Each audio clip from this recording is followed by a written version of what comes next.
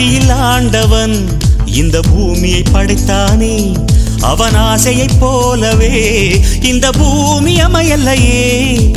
ஆண்டவன் ஆசையே இங்கு பொய்யாய் போய்விடில், மனிதனின் ஆசைகள் மெய்யாவது சாத்தியமா?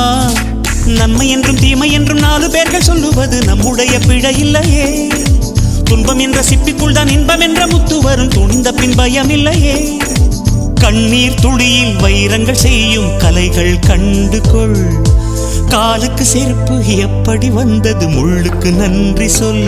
புயல் மையம் கொண்டால் மழை மண்ணில் உண்டு, எந்த தீமைக்குள்ளும்